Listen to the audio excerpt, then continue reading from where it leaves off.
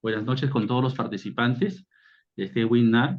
Primero agradecer a Collave y Asociados Consultora por la invitación, ¿no? Y quien les habla es Víctor Hugo González Collazos, abogado de Derecho Corporativo y Contractual del Estudio Jurídico Escalante.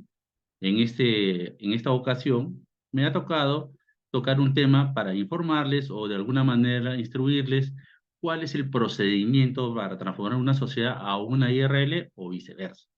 Bueno, es un procedimiento que de alguna manera atañe, que es un poco complicado, pero no difícil de hacerlo, siempre y cuando se tengan los parámetros adecuados o los requisitos adecuados o la información adecuada, sobre todo, para poder realizar este tipo de procedimiento, ¿no? Primero hay que determinar o saber qué es una transformación empresarial, ¿no? La transformación empresarial es la oportunidad de definir una ambición audaz que va más allá del cambio incremental, la oportunidad de repensar sus modelos de negocio y operativos para ofrecer un valor innovador.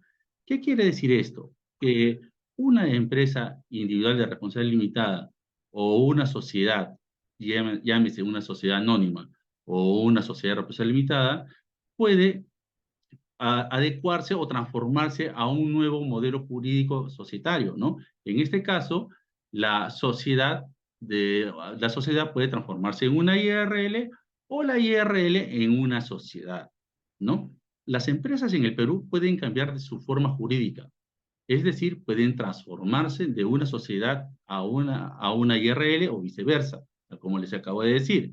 Este proceso de transformación de empresas se realiza mediante la modificación de los estatutos de la empresa. ¿Por qué?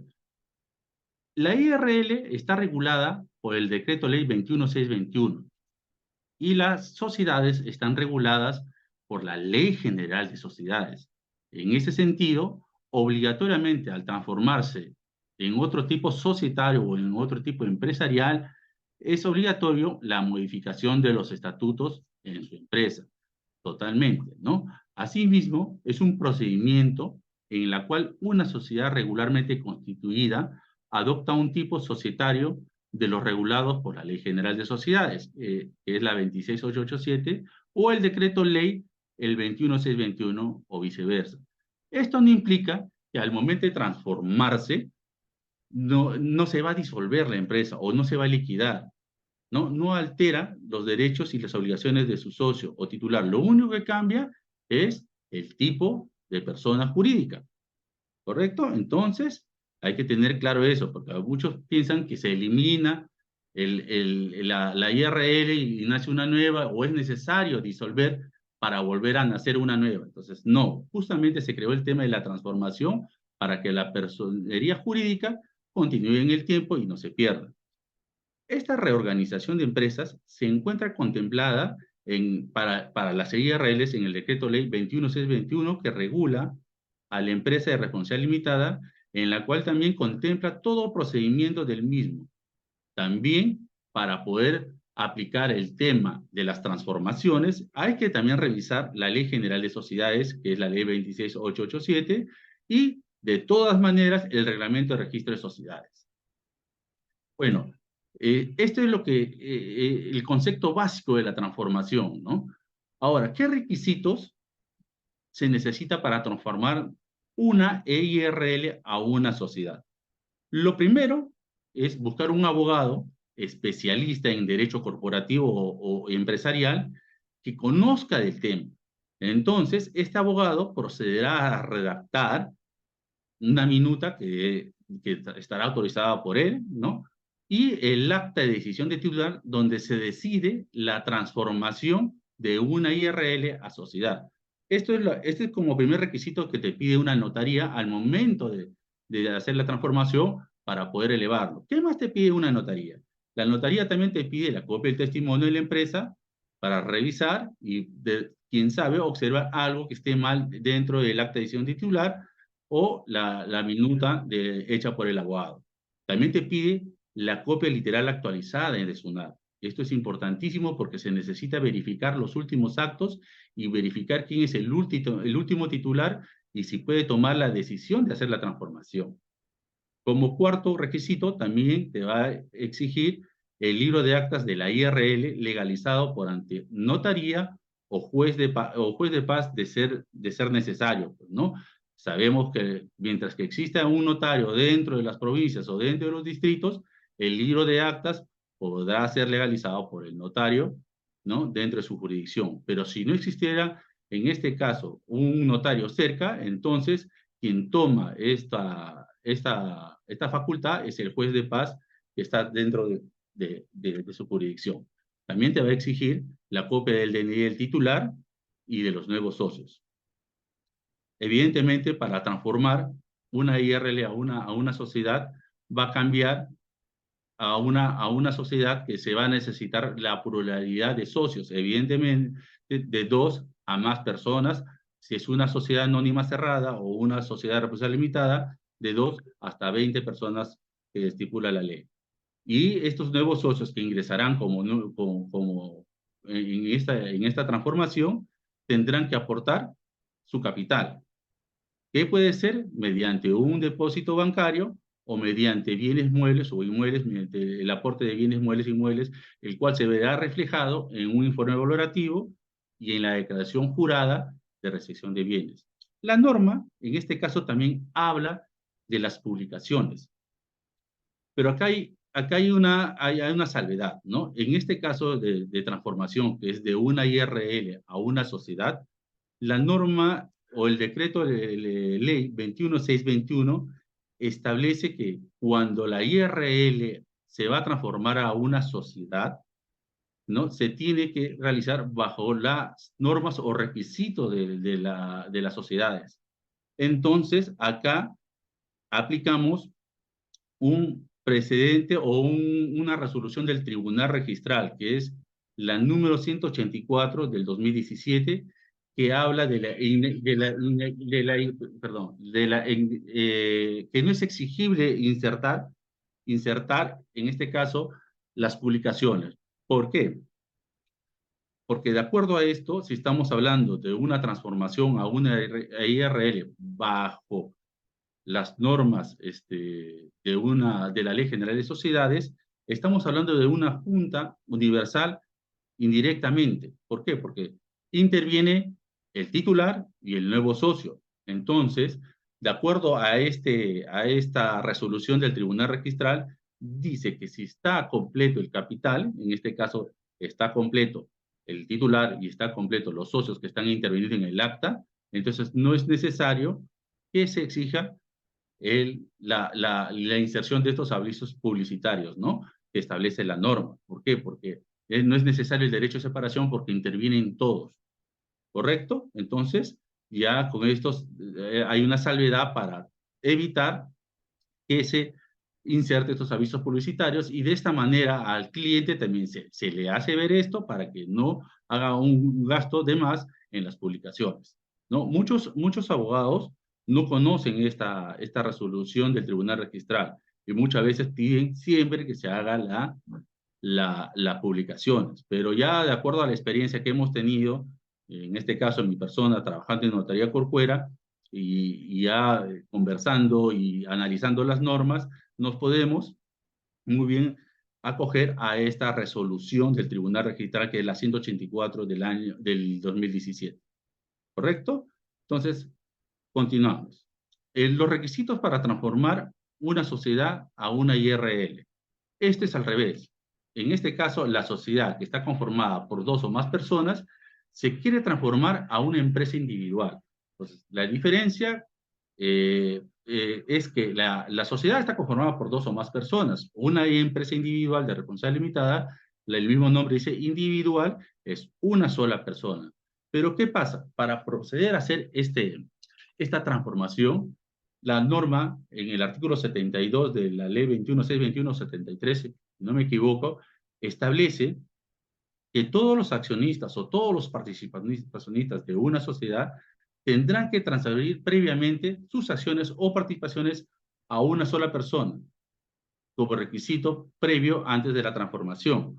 ¿Para qué? Para que solamente esa persona pueda, hacer o pueda solicitar la transformación. Esto es indispensable porque porque si no puede haber dos o más personas en una ARL, es por eso que se deberá transferir las acciones, valga la redundancia, y las participaciones, a fin de poder tener ya el requisito previo para poder hacer la transformación. Ojo, que acá hay que tener mucho cuidado, porque al transferir a una sola persona todas las acciones y las participaciones, perdemos, la pluralidad de socios. ¿Qué quiere decir? Que ya no somos sociedad, sino estamos con una sola persona. Y la norma también establece en la Ley General de Sociedades que tenemos 6 meses para volver a la pluralidad de socios o transformar esta sociedad que está conformada por una sola hora, entre comillas, a una IRL. Si se pasa el plazo de los 6 meses desde que se transfirió a una sola persona, nos volvemos irregular y nos va a obligar a que esta sociedad, que ya está conformada por una sola, se disuelva y se liquide con el tiempo. ¿Correcto? Entonces hay que tener mucho cuidado de eso. El abogado que los va de alguna manera a informar, a asesorar, tiene que tener mucho cuidado con esto. ¿Ya? ¿Qué más les va a pedir la notaría? También les va a pedir la copia del testimonio de la constitución de sociedad para verificar los estatutos, si hay una cláusula especial referente a la transformación. La copia literal actualizada de SUNAT, ¿no? Para verificar los últimos actos que se han realizado. El libro de actas de la sociedad, que es indispensable, legalizado por ante notaría o juez de paz, como ya lo expliqué hace un momento, tiene que estar legalizado. ¿Por qué? Porque ahí se va a adherir el acuerdo de la transformación. Copia del único socio, y acá sí es indispensable las publicaciones. Muy diferente a una IRL, a una SAC, que está bajo las normas de la Ley General de Sociedades. Acá el artículo, perdón, el decreto ley 21621 sí establece obligatoriamente que se hagan las publicaciones. ¿Por qué? Porque va a estar bajo los requisitos o está regulado bajo el decreto ley 21621. En este caso, las publicaciones tendrán que ser 3 con 5 días de intervalo, ¿no? Y después de la última publicación se tendrá que esperar se tendrá que esperar el plazo establecido en la norma para poder elevar a escritura pública. Si no existiera oposición por parte de un tercero afectado en esta transformación, se continúa y se termina el trámite. Ojo, que la vigencia, ¿no?, es un día antes de la escritura pública en ambos casos, pero la eficacia va a surtir efecto desde la inscripción en registros públicos, desde que el registrador lo califica de manera positiva y no observa nada. Entonces, ahí hay que ver ese tema de la eficacia y cuándo entra en vigencia. Entonces, la vigencia, un día antes de la escritura pública. La eficacia, cuando se inscribe. Y es eficaz y, por lo tanto, se concluyó con el trámite. ¿Correcto? Entonces, ¿qué ventajas y desventajas existen de una SAC, de una IRL o una SR en el Perú? Miren, acá hay algo común entre las tres. La responsabilidad limitada se da en los tres casos. ¿Qué quiere decir? Que los acreedores, por ejemplo, si una sociedad anónima o una sociedad responsabilidad limitada o IRL tiene alguna deuda o tiene algún problema financiero y quieren de alguna manera embargar, los acreedores solamente podrán embargar los bienes de la empresa, ya sea una SAC, una SRL o una IRL, más no los bienes personales de la empresa. ¿Correcto? Entonces, esa es una ventaja para este tipo de empresas, ¿no? Entonces, solamente responden con los bienes que tiene el titular o los socios. En una SAC, si muere uno de los socios, la SAC puede continuar funcionando normalmente, ¿no? Solamente acá se va a exigir que se haga, pues, la sucesión intestada de los socios que se creen con derecho y a través de una junta general o universal de accionistas se les reconocerá como tal y la empresa sigue funcionando. También la ventaja que es posible vender acciones sin alterar la estructura empresarial. No es necesario modificar el estatuto, se puede vender y puede seguir. Ojo, que la transferencia de acciones no son actos inscribibles en registros públicos, porque son anónimas. Entonces, no obliga a que las transferencias de acciones sean actos inscribibles. Puede emitirse acciones según necesidades momentáneas de la empresa y ofrecer diferentes montos por cada uno. Evidentemente se puede hacer en una sociedad, pues puede haber tipo de acciones y se puede poner diferentes montos a cada una. Otra característica o otro beneficio importante es que los créditos a largo plazo suelen ser bastante fáciles, siempre y cuando proporcionen a las instituciones financieras grandes cantidades de activos y respaldos por pago. A veces nos preguntan a nosotros, ¿qué conviene más? ¿Una empresa individual de responsabilidad limitada que está conformada por una sola persona o una sociedad que está conformada por dos o más? Bueno, la doctrina y además la práctica, se sabe que mayor credibilidad, pues evidentemente tiene una persona que está conformada por dos o más personas.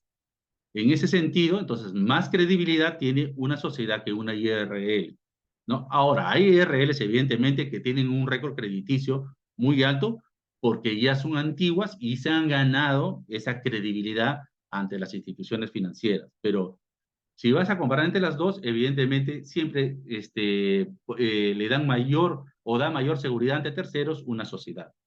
Se puede aportar también otro beneficio, se puede aportar bienes o derechos valorables económicamente, ¿no?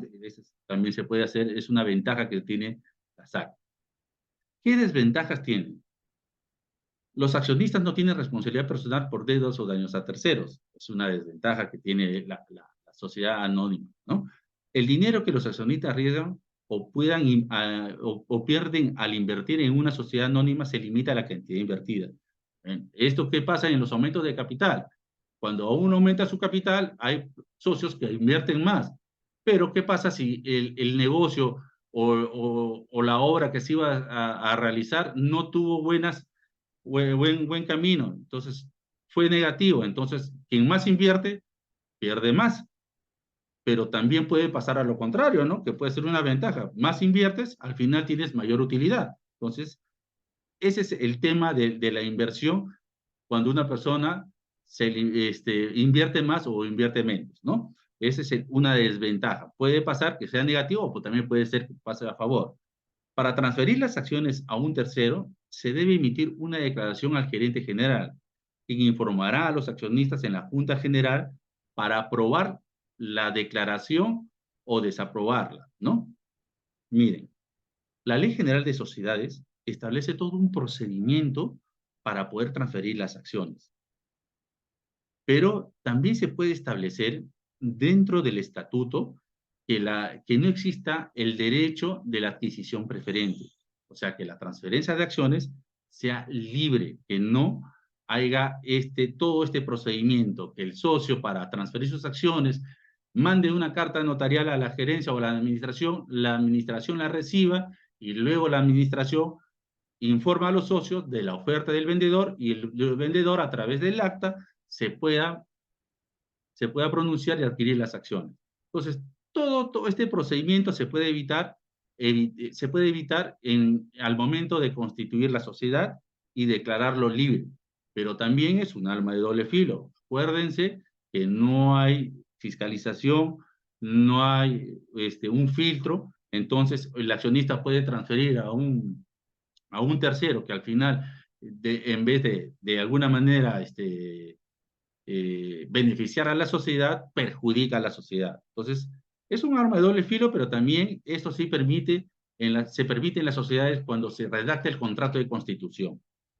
Debido al flujo de caja, esta es otra desventaja, ¿no? Debido al flujo de caja, se conlleva altos impuestos y regulaciones muy estrictas para las entidades públicas.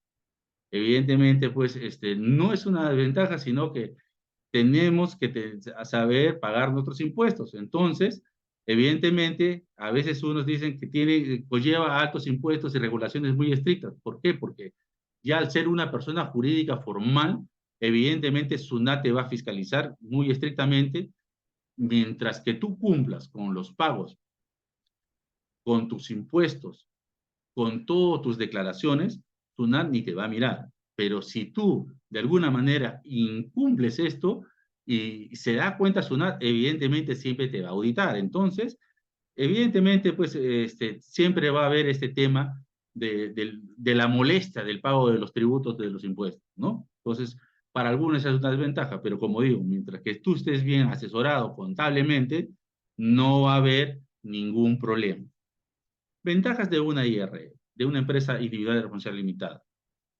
En este caso, no es necesario conseguir un socio nominal para establecer el límite de responsabilidad de deudas por la gestión comercial a realizar. ¿Por qué? Porque solamente está constituida por una sola persona.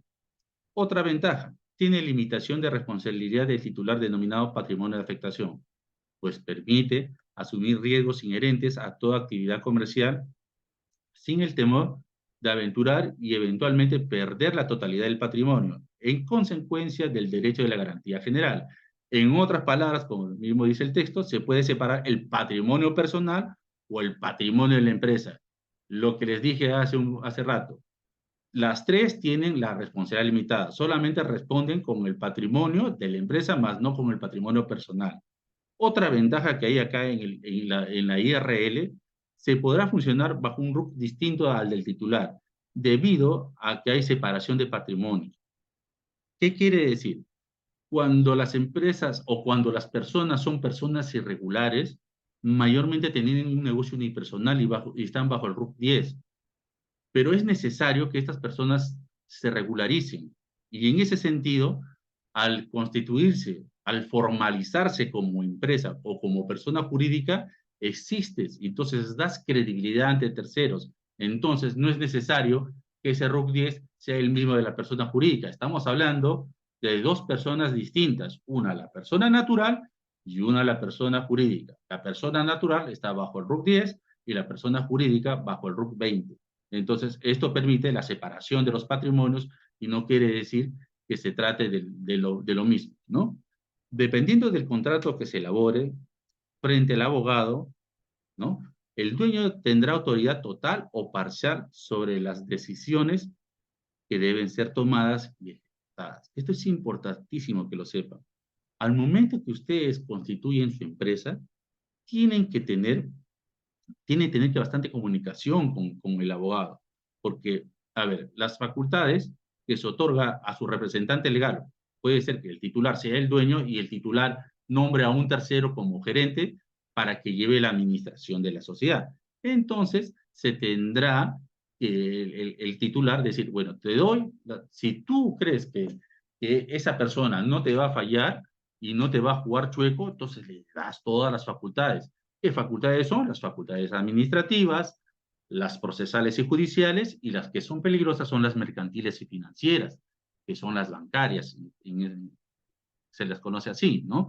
Entonces, si tú tienes mucha confianza, le puedes otorgar todas esas facultades para que lleve la administración de la empresa.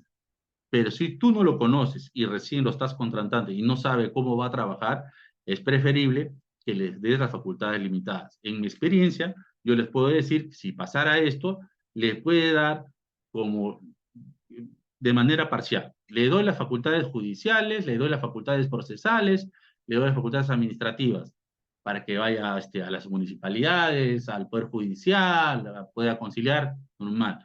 Pero las facultades que son mercantiles o las bancarias, las puede realizar de manera mancomunada con el titular para que haya un filtro y haga una fiscalización y haga un control y así, de esta manera no se puede haber sorprendido tal vez el titular o el dueño de la empresa que su gerente general pues ha solicitado un préstamo y lo ha gastado de manera personal, ¿no? Y no ha invertido en realidad a la empresa.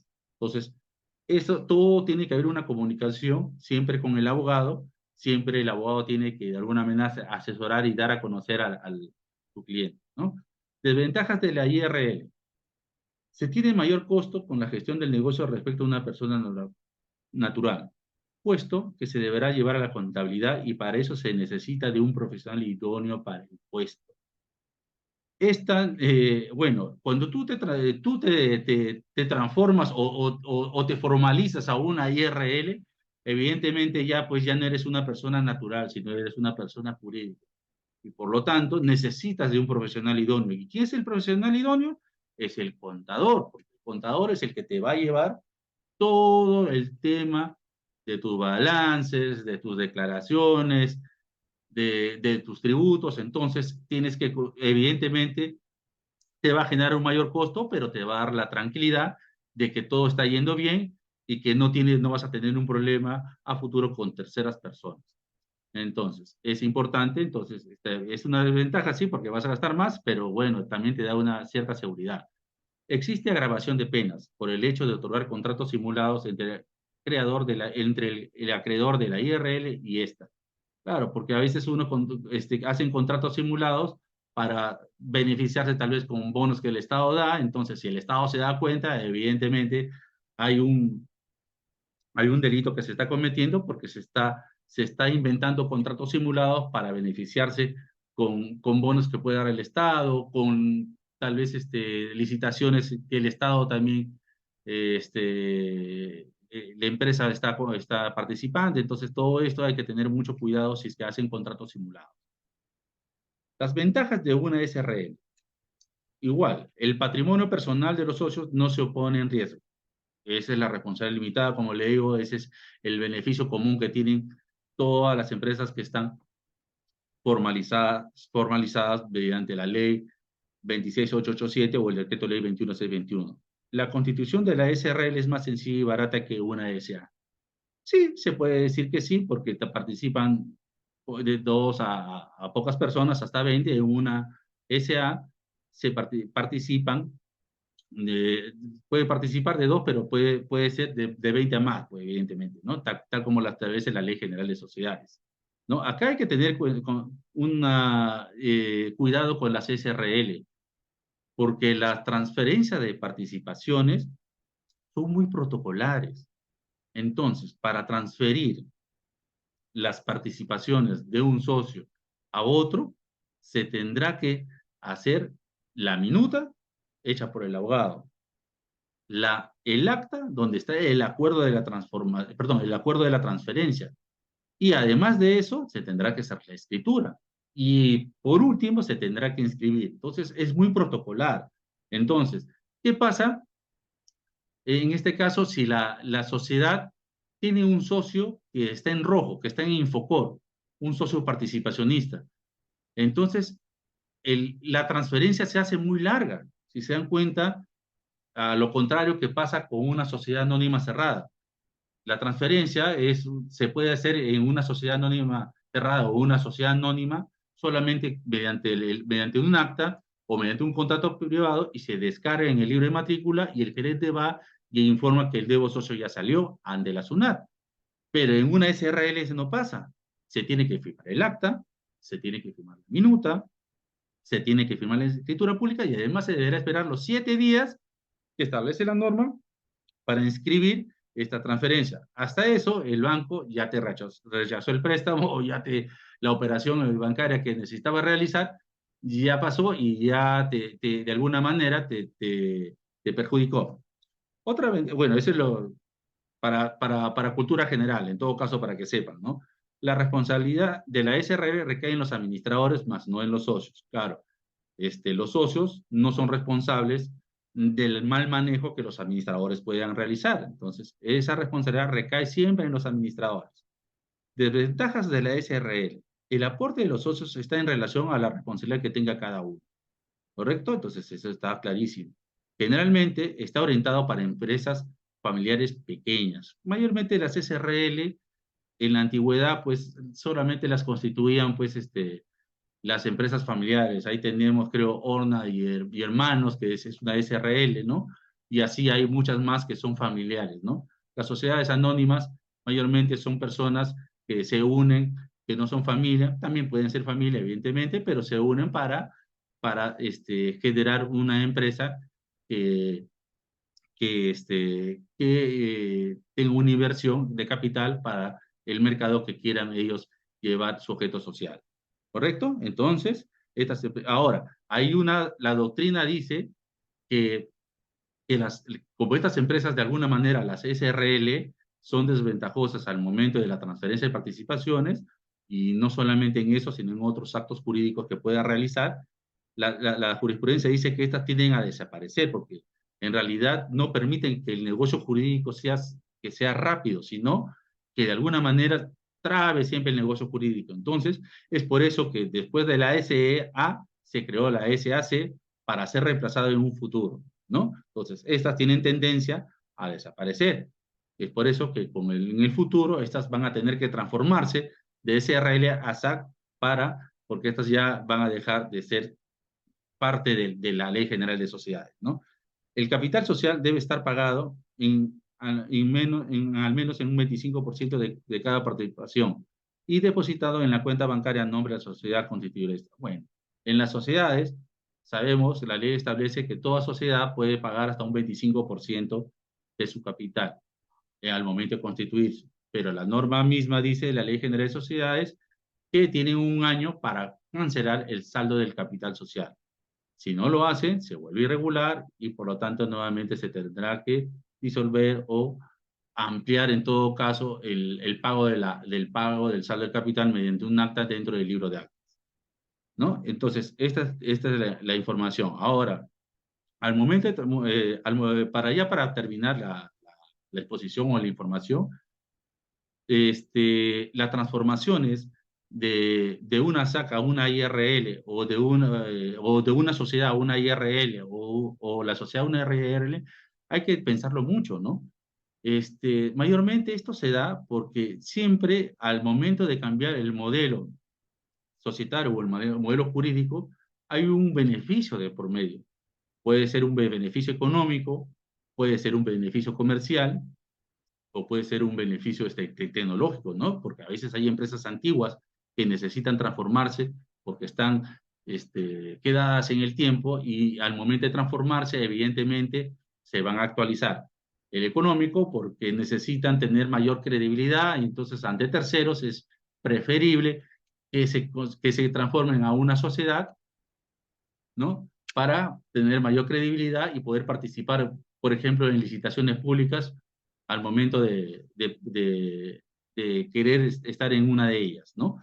También otro beneficio es el comercial, porque ya ser una IRL te da otro nivel en el sentido de alguna manera participar en el mercado y tener una mejor competencia con con las demás empresas que están en la región, pues, ¿no? Esto sería todo. Le doy muchas gracias por haberme escuchado. Espero que haya quedado claro todo el tema de la transformación y estoy atento a sus preguntas.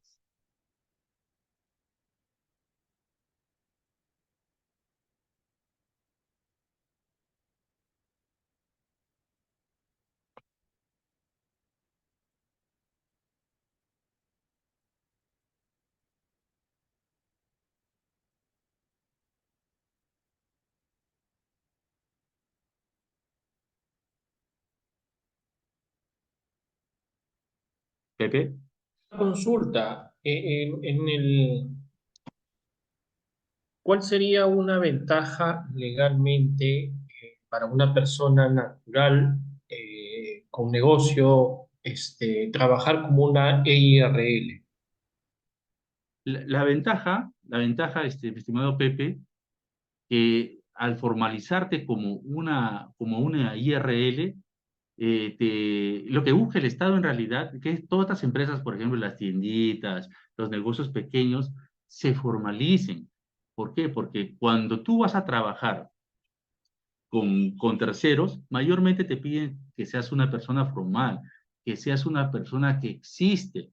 Y esto implica constituirte en una IRL para tener credibilidad. Acuérdate que hay varios tratados del TLC. El TLC, si quisiera trabajar con una persona, te obliga a que te formalices, porque si no, no va a trabajar contigo. Si bien es cierto, son empresas pequeñas, pero puedes coger tal vez un beneficio del TLC o de repente un contrato y te obliga a que te formalices. Otra ventaja es que al momento de formalizarte, te da seguridad jurídica ante todos, porque existes, estás en el registro, tienes un RUC y evidentemente da seguridad a terceros.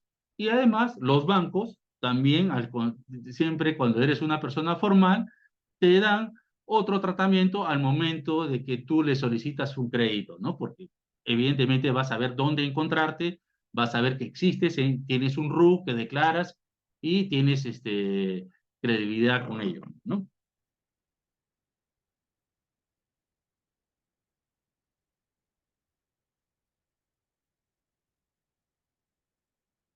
Conforme, Víctor.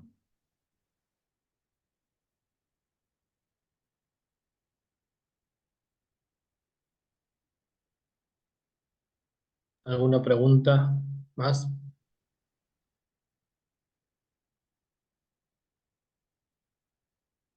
Bueno, no habiendo más preguntas, en nombre de Collabe Asociados agradecemos al doctor Víctor González por su participación y bueno, espero que para todos les sea que